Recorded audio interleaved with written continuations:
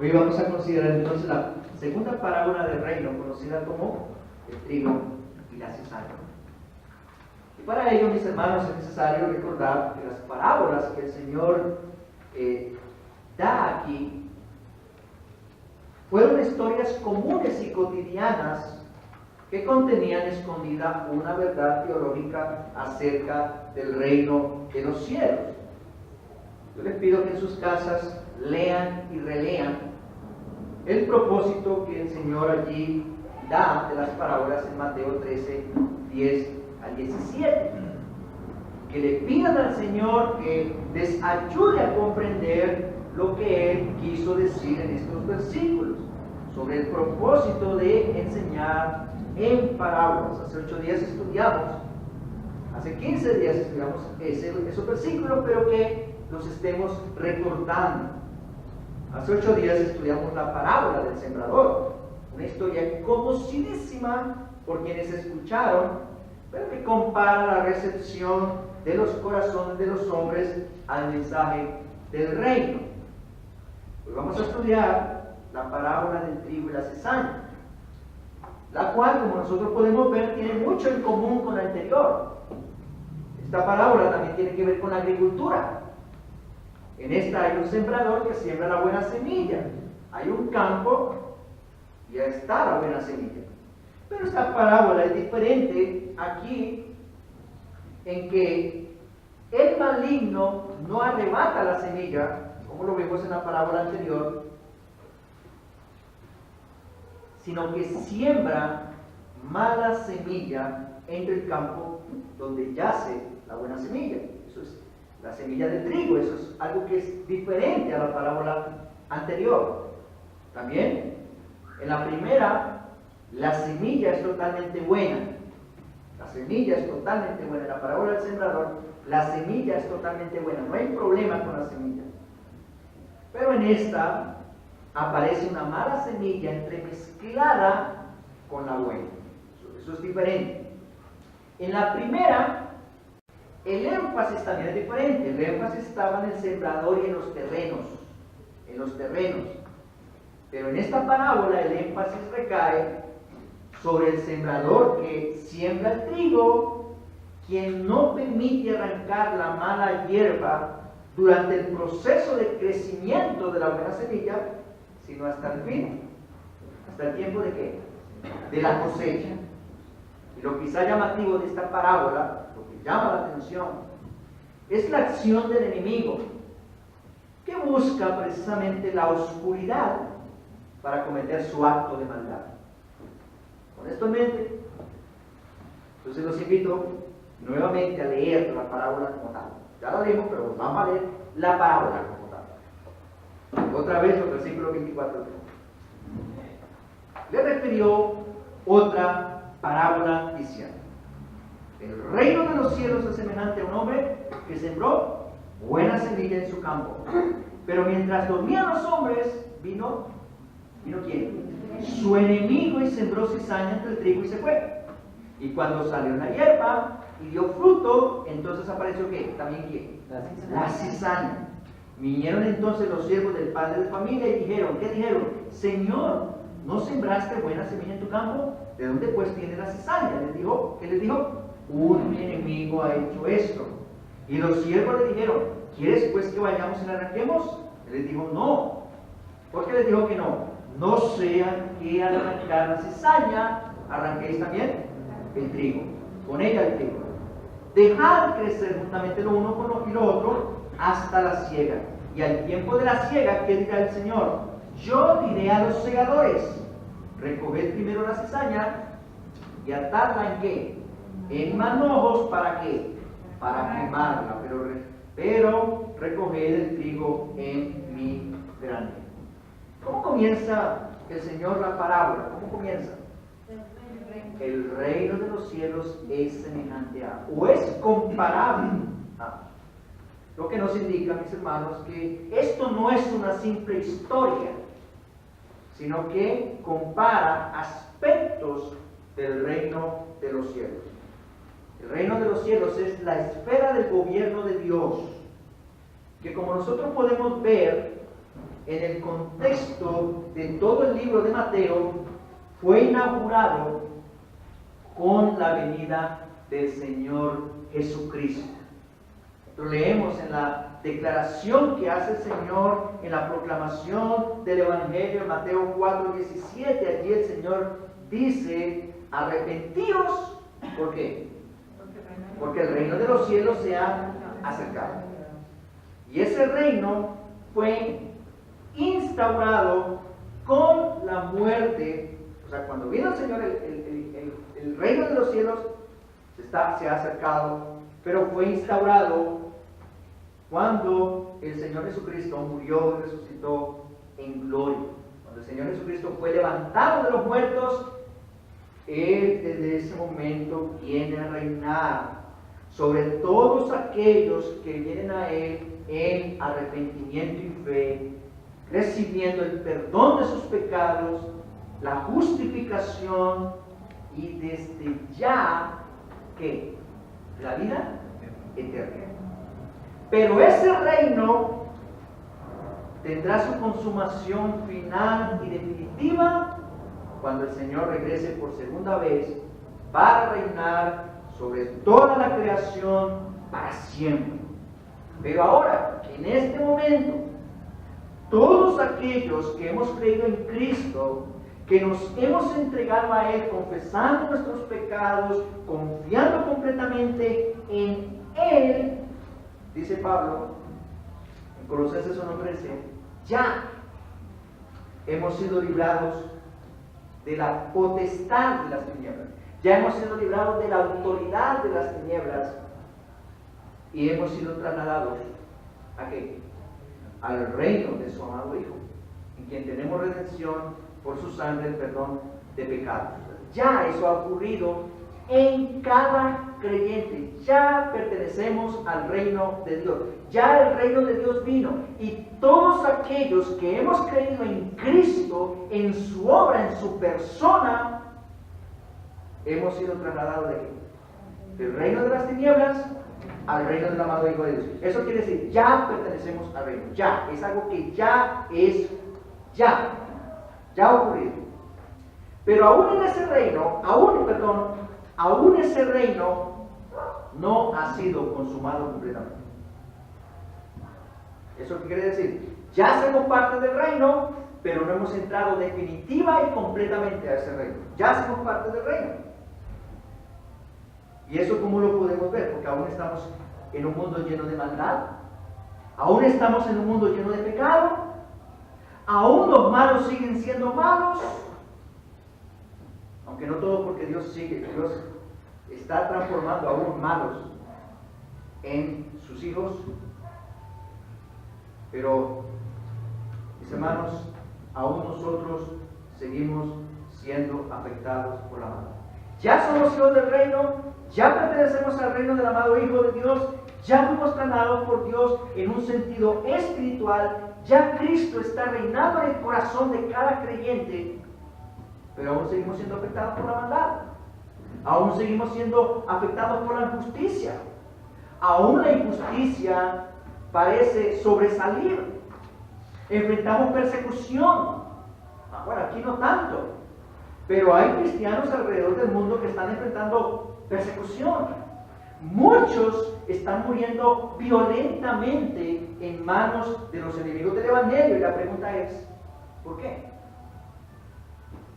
¿Por qué si ya pertenecemos al reino de Dios?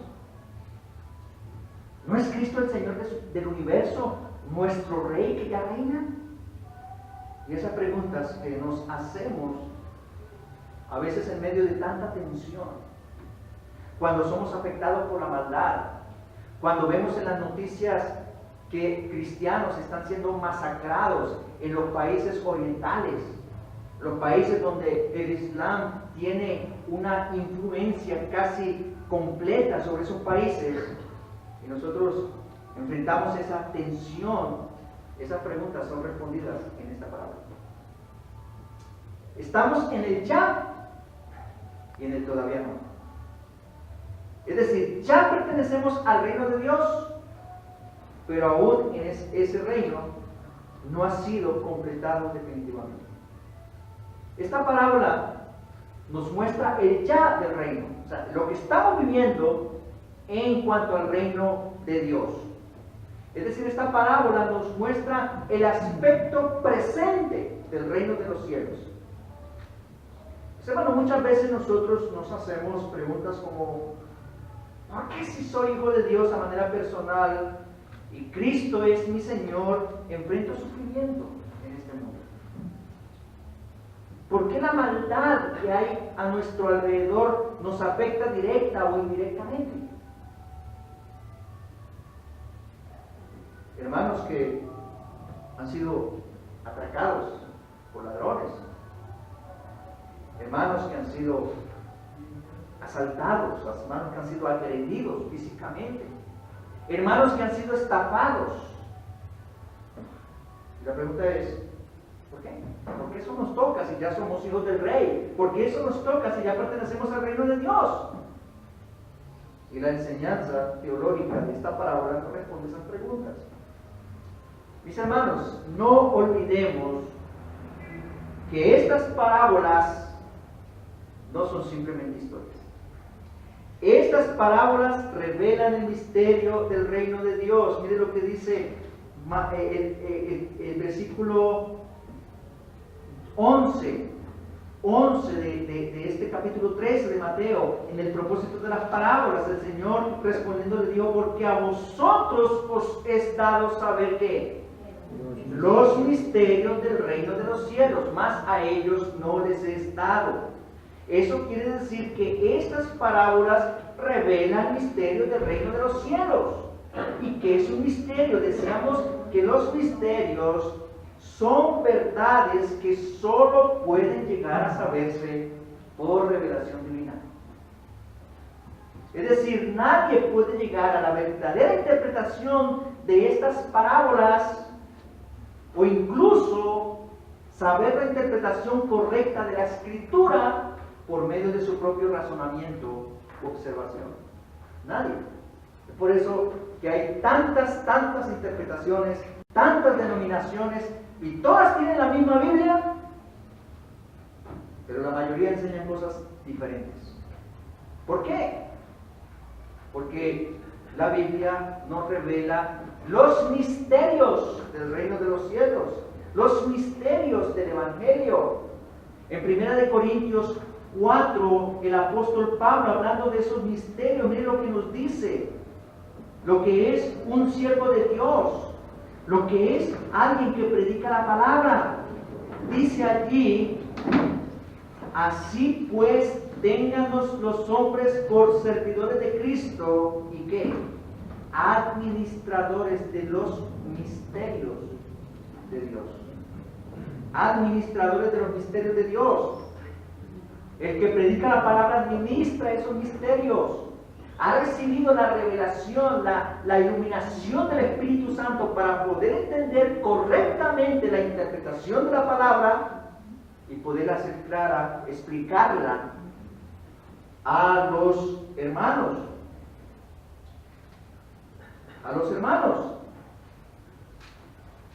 Significa que necesitamos cada vez que vamos a la Biblia, tengan en cuenta, mis hermanos, que cuando tú vas a la Biblia te enfrentas con la palabra de Dios y allí están los misterios de Dios. Entonces, ¿qué debemos hacer cuando vamos a la Escritura? Cada vez que vamos a la Biblia necesitamos orar.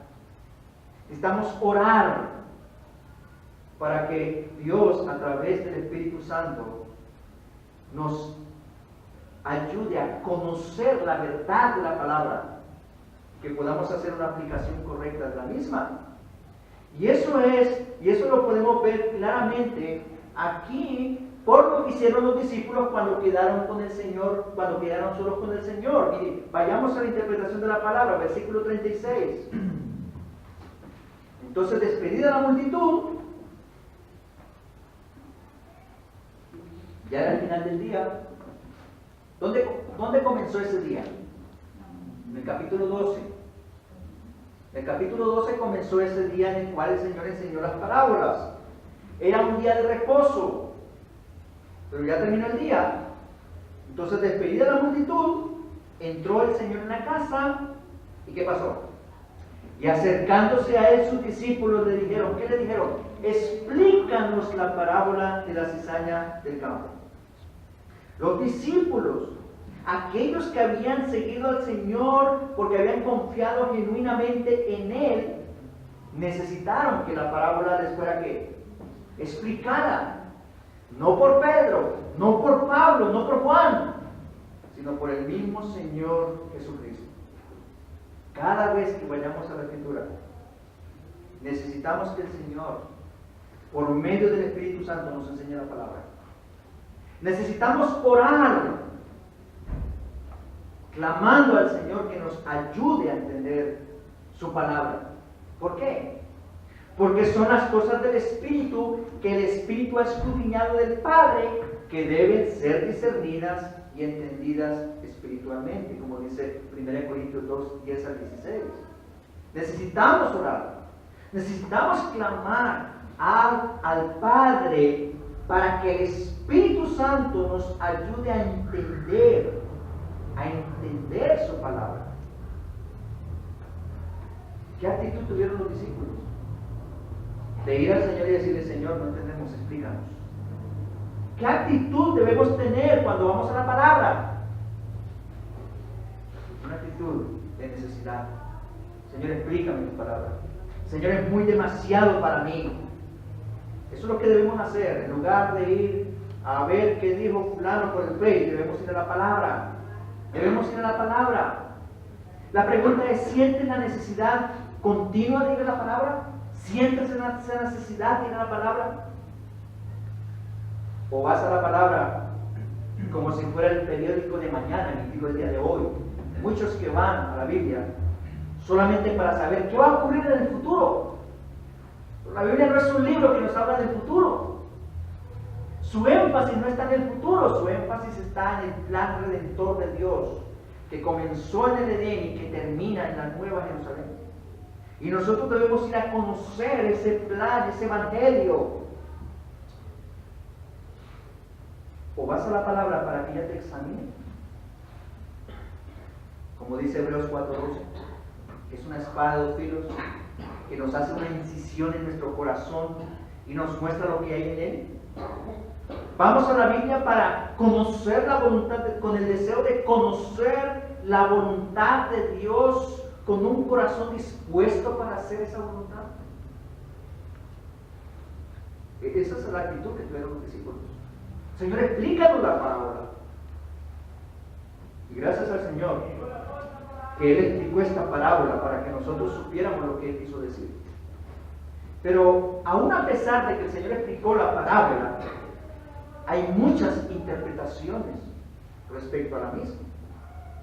Así que yo les pido que vayamos a los versículos 37 al 43, a esa explicación que el Señor hace de esta parábola del trigo y la cizaña. Veamos por favor los versículos 37 al 39. Dice,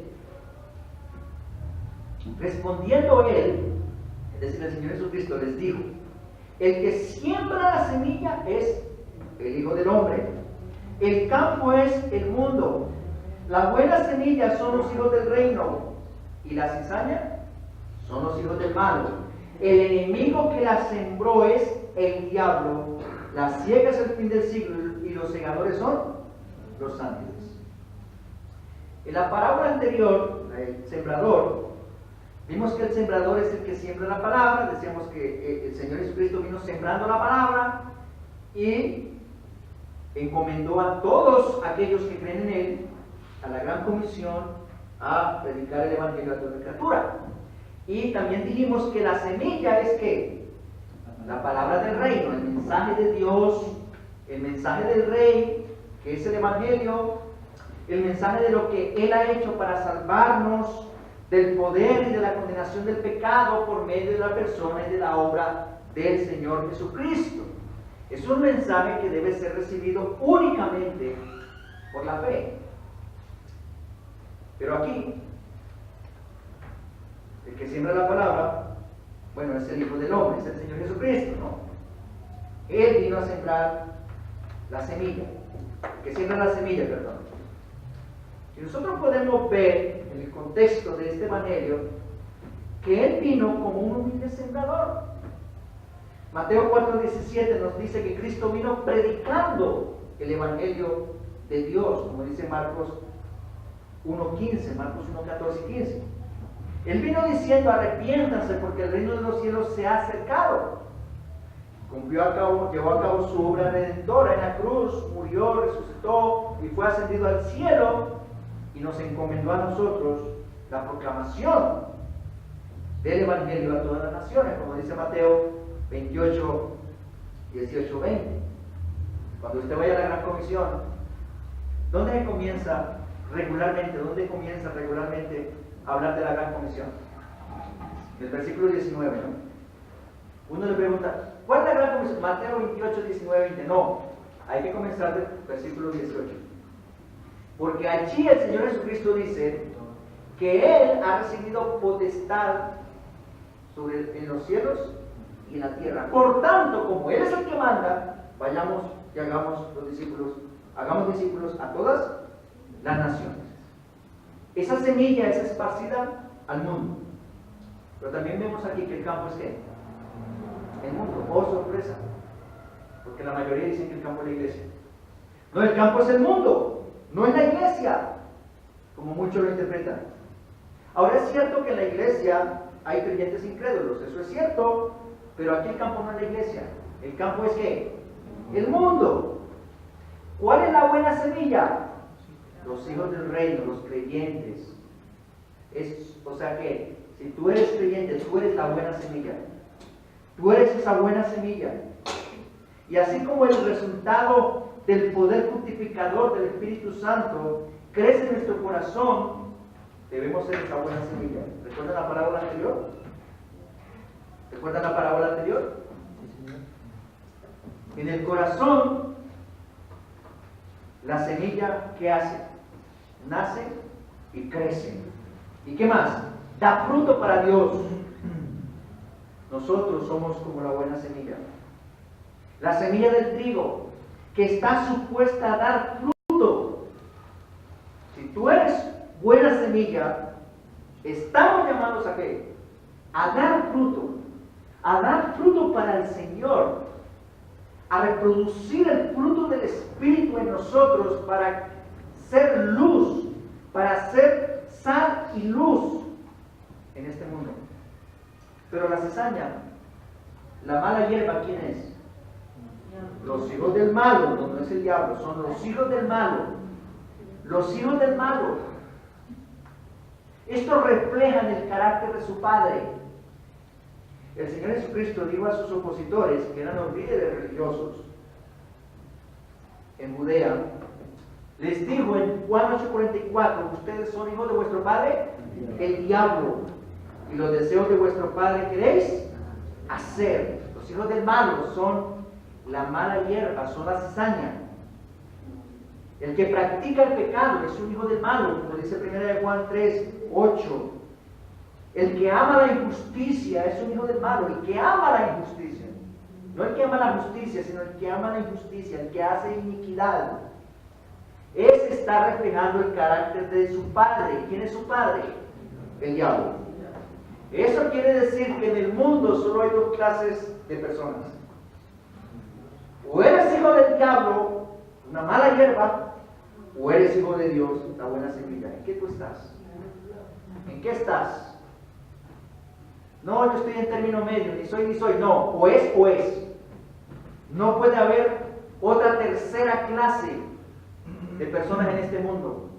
O eres hijo de Dios o eres hijo del diablo. Algunos dicen, estoy en proceso. No, tampoco. Estoy en proceso de ser una buena semilla. No. No hay proceso. Eso Dios lo cambia en un momento, como lo vamos a ver más adelante. ¿Y quién es el enemigo representado en esta parábola? El enemigo que sembró esa cizaña es el diablo. La acción descrita en la parábola de ir en medio de la oscuridad cuando todo el mundo está durmiendo, cuando nadie lo ve y sembrar la mala hierba, ¿es propia de quién?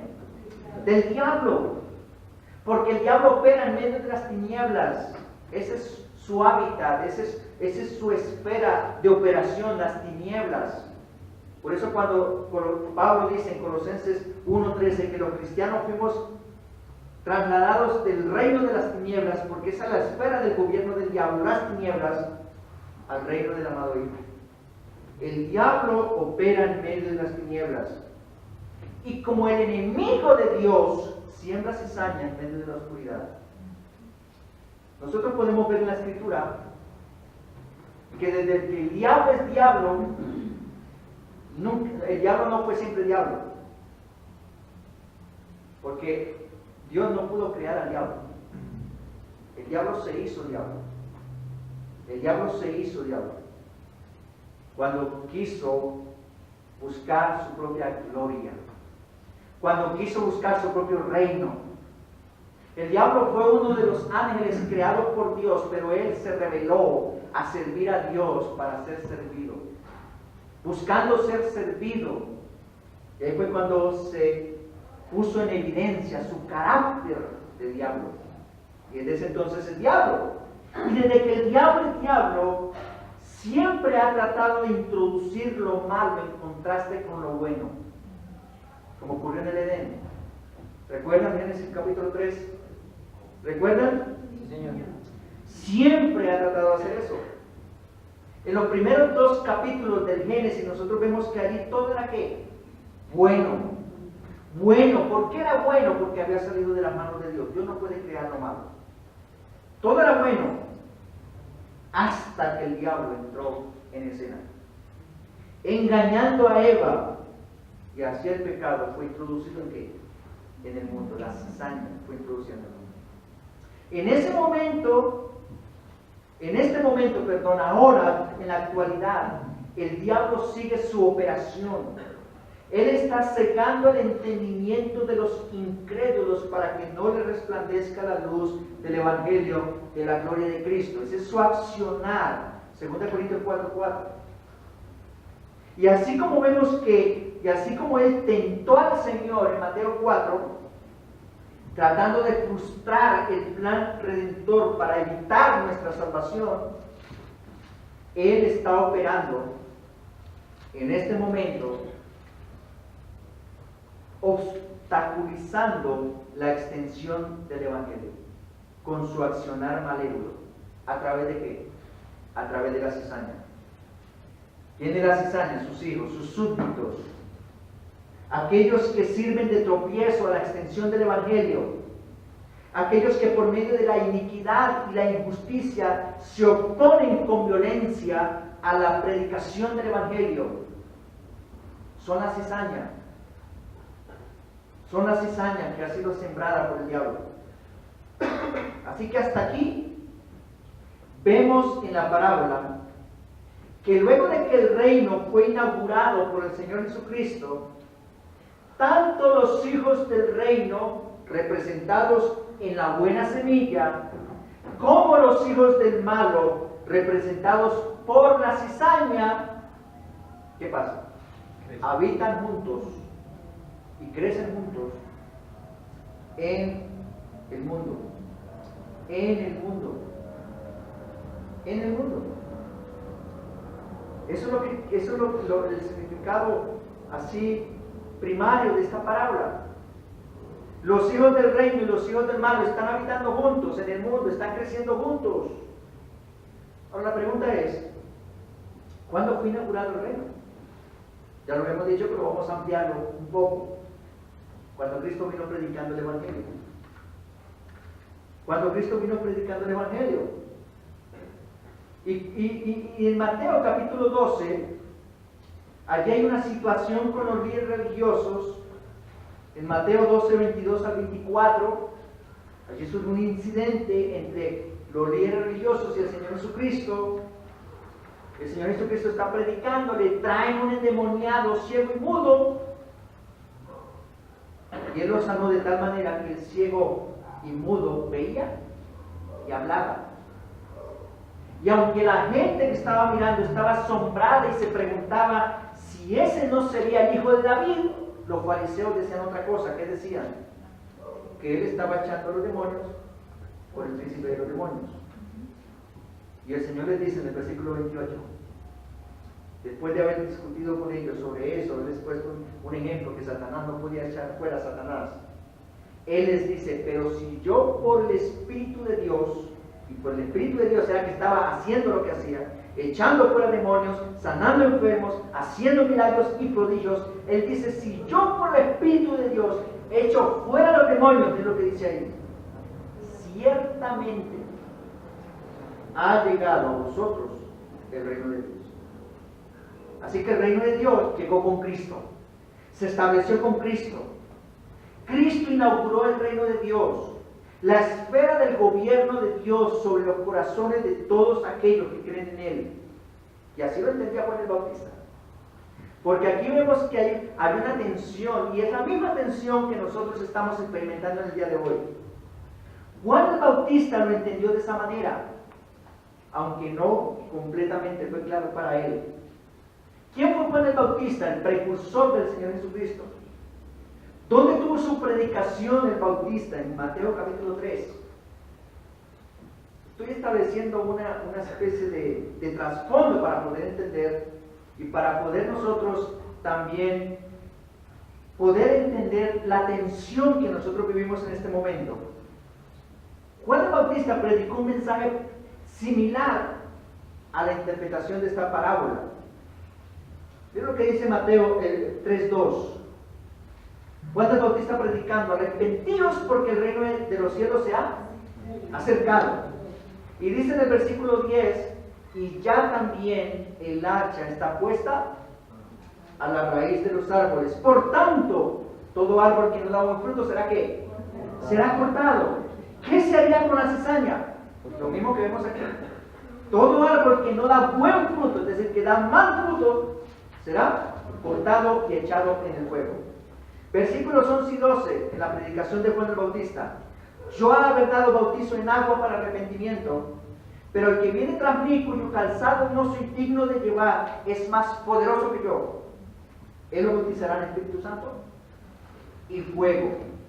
¿Quién hará eso? El Señor. Ahora, el bautismo en fuego, no lo vayan a pedir. No vayan a ser como esos de la prosperidad que son ignorantes y comienzan a decir, manda fuego, Señor, vamos a dar el bautismo de fuego. No, ese bautismo no lo da nadie acá. Ese bautismo lo da el Señor, como dice Juan el Bautista. ¿Y sabe a qué se refiere ese bautismo? Al sumergimiento de los impíos en el infierno.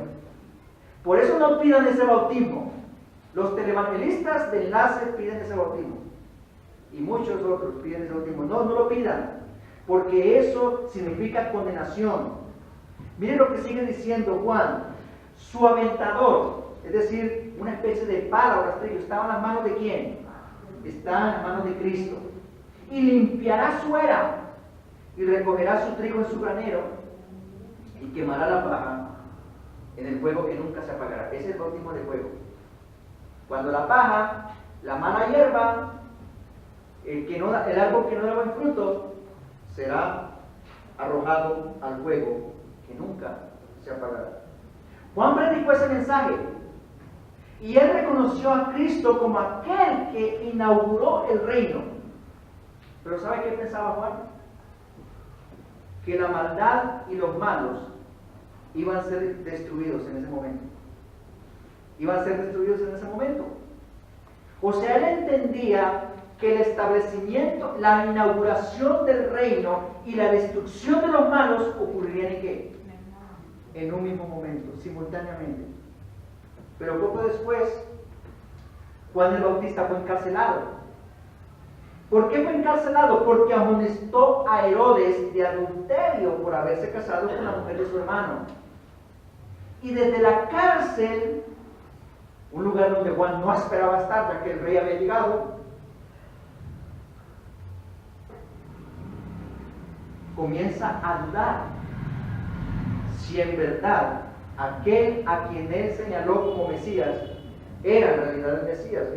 Mire lo que dice Mateo 11:13. Mateo 11:13. Ya nos estamos acercando a las parábolas. Mateo 11:13.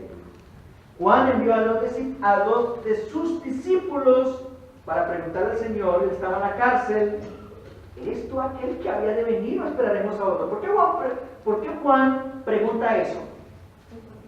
Porque él pensaba, viene el rey y todo se acaba, todo lo malo se acaba, pero vino Cristo, lo señaló como el Mesías y ahora él está en la cárcel. Y él comienza a dudar.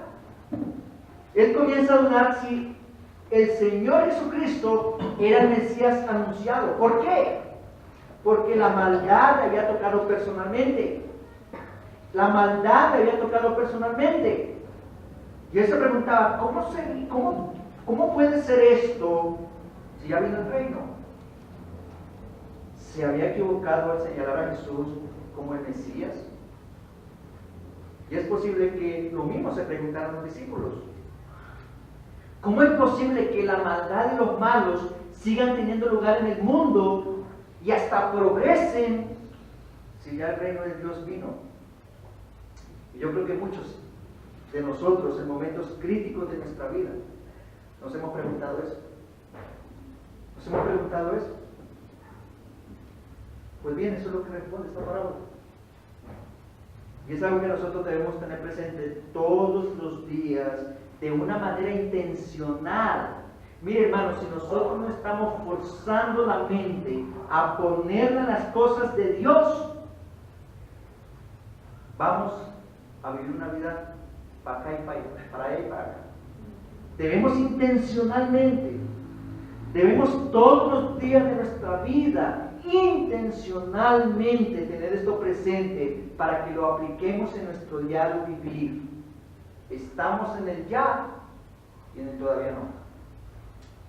Es como dice Juan en primera de Juan 3:2.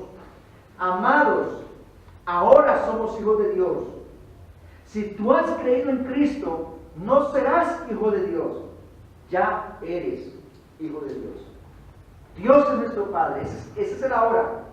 Ya somos hijos de Dios. Pero mire lo que sigue diciendo Juan. Y aún no se ha manifestado lo que hemos de ser.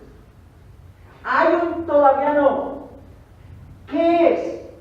Que aunque ya somos hijos de Dios, aún no somos todo lo que deberíamos ser. Porque aún enfrentamos enfermedades, aún pasamos necesidades, aún pasamos sufrimiento. Hay muchos hijos de Dios que en este momento están enfrentando la muerte por causa de predicar el mensaje del reino. Y aunque somos hijos de Dios en el ya, no somos lo que finalmente vamos a hacer. Es por eso, mis hermanos, es por eso que el evangelio de la prosperidad es una falsa. Es un mensaje falso. Y no importa si me ven por YouTube. Es un mensaje falso. ¿Por qué? Porque es una mentira del diablo. Es una mentira del diablo, mis hermanos. Nosotros estamos viviendo en este mundo ya como hijos de Dios. Ya como hijos de Dios. Pero enfrentamos aún sufrimientos en este mundo, necesidades en este mundo, porque aún no somos lo que vamos a ser definitivamente como hijos de Dios. Nosotros no podemos vivir como si ya estuviéramos en la Nueva Jerusalén. Eso es lo que enseña la teología de la prosperidad. ¿Sí? Ya tú eres un hijo, eres hijo del Rey de Reyes y Señor de Señores. Vive como tal. No, eso es una mentira. ¿Ya somos hijos de Dios? Sí. ¿Ya pertenecemos al reino? Sí. Pero aún ese reino no ha sido totalmente consumado. Aún no somos lo que deberíamos ser. Pero sabemos, dice Pablo, sabemos. Eso es lo que debemos tener presente todos los días de nuestra vida. Que cuando Él se manifieste, ¿quién? Cristo, cuando venga Cristo. Y eso lo vamos a ver en la predicación de la parábola. Seremos semejantes a Él, porque le veremos tal como Él es. Solo hasta ese momento, mientras estemos en este mundo y el Señor Jesucristo no haya venido, estamos en el ya, pero en el todavía no. En el ahora, los creyentes vivimos en el mundo en medio de la cizaña o en medio de los hijos del malo. Eso es lo que nos dice la parábola. Por eso enfrentamos dificultades, persecuciones, aflicciones, por vivir en un mundo cuyo príncipe, porque así Dios lo ha permitido, es el mismo que sembró ¿qué? La cizaña, el diablo. Pero el diablo ya no reina en el corazón de aquellos que pertenecemos al reino. En ese sentido ya hemos sido trasladados del reino de las tinieblas al reino del amado Hijo. Cristo reina en el corazón de los creyentes. Amén. Mira, si Cristo no es el Señor de tu vida, tampoco es tu Salvador. Eso es lo que significa el reino de Dios en el corazón de los creyentes. Si Cristo no es tu Señor, Él tampoco es tu Salvador. Hay muchos que dicen, bueno, pues me gusta el mensaje de salvación, pero es que me toque someter mi vida a la Biblia, eso no. Bueno, tal vez Cristo no sea tu Salvador. Tal vez Cristo no sea tu Salvador. Así que vivimos en medio de oposición, de hostilidad. ¿Por qué? Por causa de los hijos del malo. La mala hierba, que son los hijos del malo, se oponen de manera que nos sentimos afectados, ya sea directa o indirectamente. ¿Y por qué? ¿Por qué nos sentimos afectados si ya somos hijos de Dios, si ya pertenecemos al reino? Porque estábamos entremezclados con los hijos del malo. Como vemos en la parábola, el trigo crece en medio de la cizaña. El trigo crece en medio de la cizaña. Hermanos,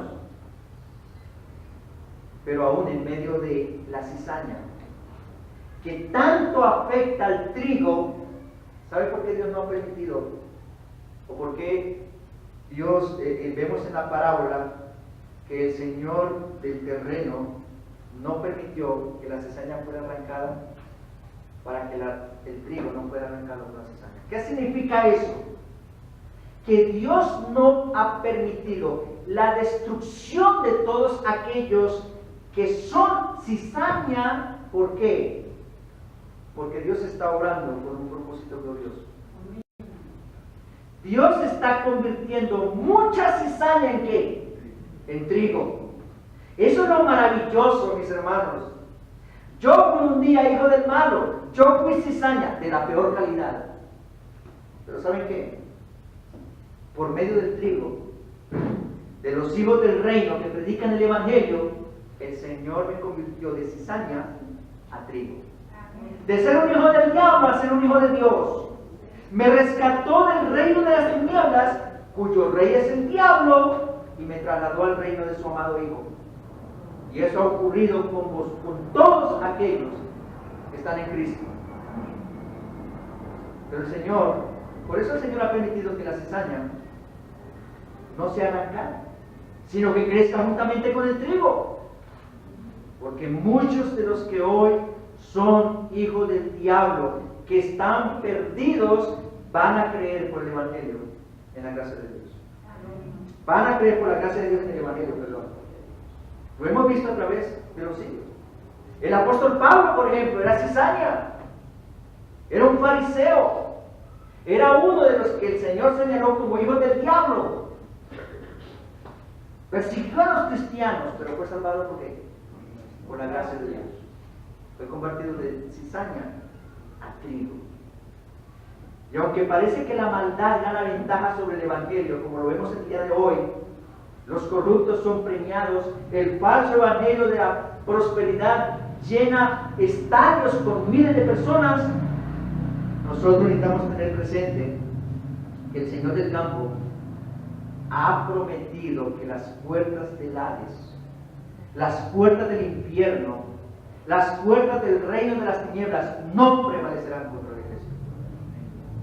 El Señor no ha permitido que los hijos del malo sean completamente destruidos. ¿Por qué? Porque es paciente para con nosotros, no queriendo que ninguno perezca, sino que todos procedan al arrepentimiento. Eso no quiere decir que todos van a ser salvos, porque eso contradeciría la explicación de la parábola. pero sí que todos aquellos que han sido escogidos para salvación desde antes de la fundación del mundo, como dice Efesios 1:4, van a proceder al arrepentimiento. Y aunque nosotros no sepamos quiénes sean, hay muchos que aún pertenecen al reino de las tinieblas que van a venir al arrepentimiento, y por eso la cizaña va a estar presente hasta el día de la siega. Eso es glorioso. ¿Y cuándo es el día de la siega? Cuando el Señor Jesucristo regrese en gloria, versículos 40 al 43 rápidamente. De manera que como se arranca la cizaña y se quema, así será en el fin de ¿qué? De este siglo. ¿Cuándo será quemada o destruida la cizaña? En el fin del siglo. O como lo traduce la Biblia de las Américas, en el fin del mundo. Y será hasta ese momento en que, como dice el versículo 41, enviará ¿quién? ¿Quién va a enviar? El Hijo del Hombre, nuestro bendito y glorioso Señor Jesucristo, a sus ángeles, y recogerán de su reino a todos los que sirven de tropiezo y a los que hacen iniquidad, es decir, la cizaña, y los echarán en el horno de fuego. Allí será el lloro y el crujir de dientes. Entonces los justos resplandecerán como el sol en el reino de su Padre. El que tiene oídos para oír, que oiga. Una verdad inmutable, incuestionable, es que el Señor viene en gloria. Es que el Señor viene. Es que el Señor va a venir para establecer final y definitivamente su reino. Y en ese reino no tendrán cabida los hijos del malo. No tendrá cabida la cizaña. Estos serán castigados y arrojados al infierno. Pero mientras tanto, mientras el Señor no venga, van a estar en medio de nosotros. Van a estar en el mundo. Van a estar haciendo oposición. Vamos a enfrentar calamidades. Vamos a enfrentar sufrimiento. Vamos a enfrentar persecución. Porque estamos en medio de la cizaña.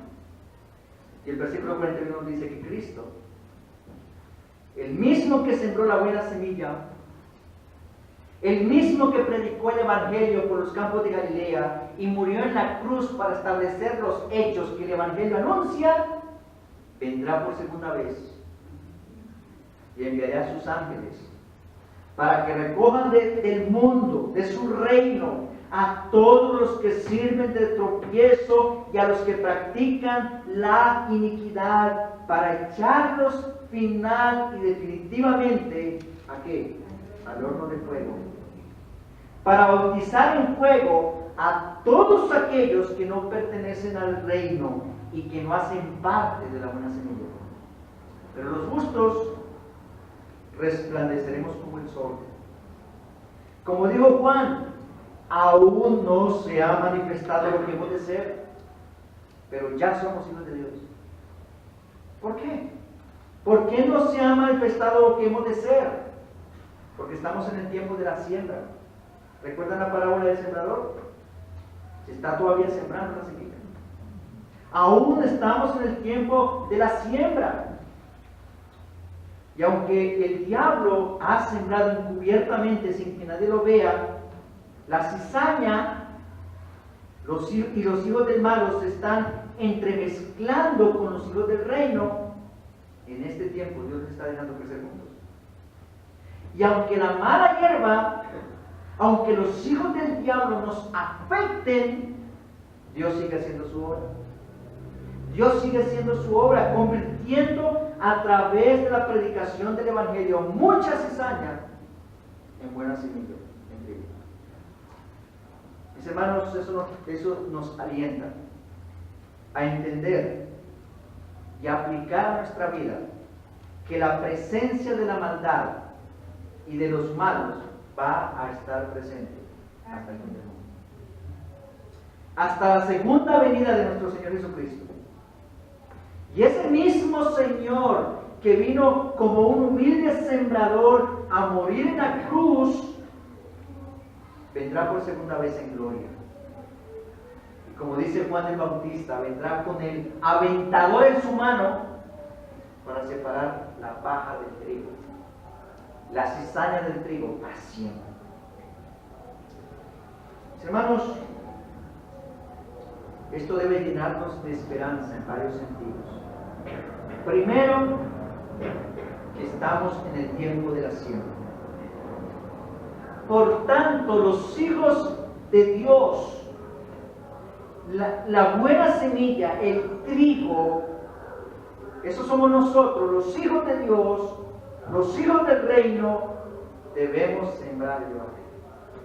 Debemos predicar el evangelio. Porque como ocurrió con nosotros, que fuimos convertidos de hijos del diablo a hijos de Dios, así está ocurriendo con muchos que hoy pertenecen al mal. De nuestra familia, por ejemplo. Conocidos, aún desconocidos, aún a nuestros propios enemigos. Tal vez nosotros no lo hayamos experimentado de la manera como en el tiempo, en el inicio de la iglesia, muchos lo experimentaron. En los primeros 3 siglos de la iglesia, cuando la iglesia fue perseguida por el Imperio Romano, muchos de los verdugos para los creyentes en el anfiteatro romano terminaron con los creyentes en la arena, dispuestos a dar su vida por causa de Cristo. ¿Por qué? Porque el Señor usó el testimonio de los creyentes para convertir a aquellos hijos del malo en trigo, en buena semilla, en hijos de Dios para su gloria. Y lo sigue haciendo hoy. Lo sigue haciendo hoy.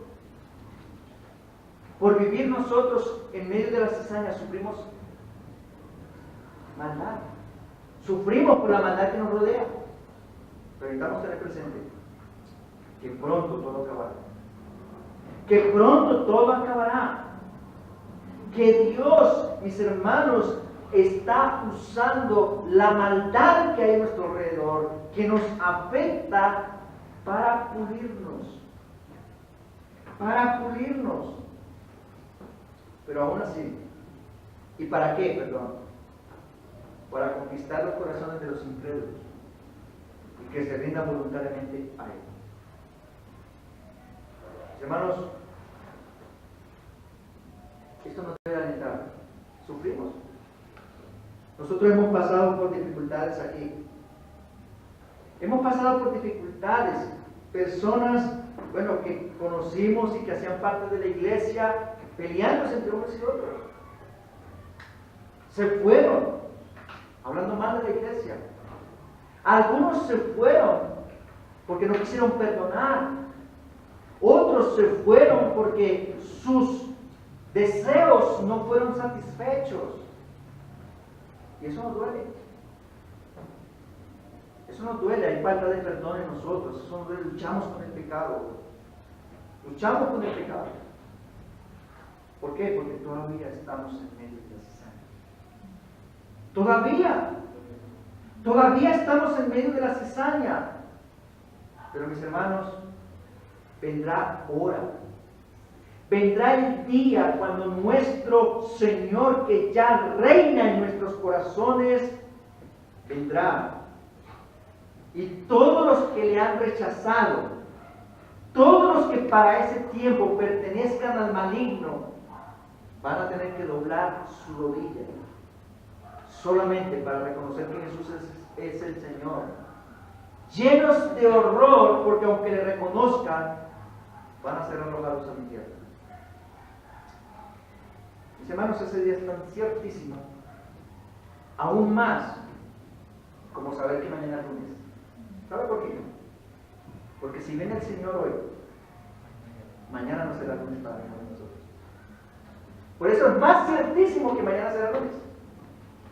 Además, porque si cualquiera de nosotros, Dios nos llama a su presencia hoy, para esa persona, mañana ya no será lunes.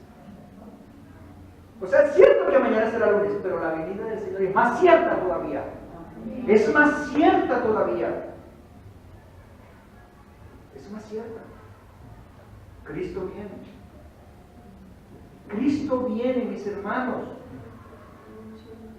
Pero para la mayoría, vamos a recibir ese reino, gozosos, gloriosos. Un reino que hemos anhelado desde que Dios obró en nuestros corazones. ¿No lo anhelas tú? Mira, cuando nosotros enfrentamos sufrimiento, cuando nosotros enfrentamos rechazo, cuando nosotros enfrentamos dolor, cuando nosotros enfrentamos sufrimiento por causa de la maldad, más anhelamos ese reino. Señor, ven pronto. Y nosotros lo anhelamos. Y llenamos nuestra mente con la esperanza, como dice el apóstol Pablo en Romanos 8:18, que esas aflicciones presentes no pueden ser comparadas con la gloria que nosotros hay manifestada. ¿Y cuándo será eso? Cuando Cristo regrese. Pero aquellos que están sin Cristo, aquellos que rehusarán el Evangelio y que se mantendrán como cizaña, lo único que les espera el día del regreso del Señor es el destino final de condenación. Por eso, mi amigo, que estás en Cristo, que estás en este tiempo, déjame decirte, mi amigo, que aún es tiempo de que clames al Señor. Aún estás a tiempo de que vengas al Señor clamando por su misericordia, que vengas a Él en arrepentimiento y fe. ¿Por qué? Porque estamos en el tiempo de la siembra. Porque estamos en el tiempo de la siembra. Aún hay esperanza para ti si estás en Cristo. Aún hay esperanza. Pero cuando sea el tiempo de la siega, cuando llegue el momento de cosechar, cuando el sembrador venga a recoger su cosecha, y no sabemos cuándo sea, solo el Padre lo sabe, ya no habrá esperanza para ti. No esperes ese día. No esperes ese día, mi amigo, porque ese día tendrás que arrodillarte ante el Rey, solo para escuchar de su boca tu sentencia eterna. Ven a Cristo. Reconoce tu maldad, tu pecado, doblega tu corazón ahora que hay esperanza. Pero mi hermano amado, el Señor nos alienta, revelándonos el misterio de esta parábola, que estamos en medio de la cizaña, que los hijos del malo aún parece que triunfan. Juan, por predicar el Evangelio, se ganó la cárcel y dice: ¿qué pasa? Quizá nosotros también decimos: ¿qué está pasando? Vendrá el día de la siega. Vendrá el día en que nuestro bendito y glorioso Señor Jesucristo viene. ¿Y sabe qué vamos a hacer los creyentes? Estaremos ansiosos, llenos de deseo por someternos a Él, por su reino. Eso lo esperamos. ¿Lo esperas tú? No sabemos cuándo llegue el tiempo de la siega, pero mientras estemos en el tiempo de la siembra, vamos a enfrentar dificultades. Aliéntate a esa esperanza de la venida del Señor. Si estás en el reino. Si no perteneces al reino, perteneces al malo. Pero aún hay esperanza. Dios puede convertir un corazón de piedra en un corazón de carne. Dios puede convertir cizaña en trigo. Es algo que solamente puede hacer Dios, porque hasta el momento la ciencia no lo ha podido hacer. La ciencia no ha podido convertir una paja en un trigo. No lo puede hacer. Pero Dios lo puede hacer si tú vienes a Él. Así que ese es el significado de esta palabra. Nos alienta, nos da esperanza. Nos da esperanza. Y aún nos compromete a predicar el Evangelio, porque Dios todavía sigue obrando su poder transformador, convirtiendo cizaña en trigo. Padre, te damos gracias en esta mañana, Señor, por este tiempo. Qué gloriosa enseñanza, qué maravillosa enseñanza lo que está detrás de esta palabra. Y gracias porque tú fuiste el que la enseñaste. Fue el Señor el que reveló su significado. Ayúdanos, Señor, a estar siempre alentándonos unos a otros, pero sobre todo, Señor, a ser diligentes y tener esa disposición, Señor, esa iniciativa de traer a nuestra mente esa bendita verdades. De cuando estemos en medio de un sufrimiento, de una desdicha, de un desengaño, de un fraude, de un ataque por parte de los hijos del mal, nosotros tengamos presente, Señor, estamos en ese tiempo, pero vendrá ahora. Vendrá ahora, Señor, cuando tú vengas y cuando toda esta maldad se acabe. Oramos por todos los hijos del mal. Oramos por las cizañas, Señor. Oramos para que tú traigas a salvación a todos aquellos que van a creer por la gracia de Dios. Oramos, Señor, porque no nos gozamos de la muerte del impío. No nos gozamos, Señor, de la condenación como tú tampoco, Señor. Quiero yo una muerte del impío, dices tú no, Señor. Obra en el corazón de mucha cizaña que hay entre nuestros familiares, que hay entre nuestros vecinos, amigos, conocidos, Señor, para que vengan de las tinieblas a la luz. Porque el único que puede convertir cizaña en trigo eres tú. El único que puede convertir hijos del malo en hijos de Dios eres tú, Señor. Y úsanos a través de la predicación del Evangelio, fiel del Evangelio, confiando en que el único que puede hacer eso, de convertir cizaña en trigo eres tú, Señor. Gracias, Señor, en el nombre de Jesús.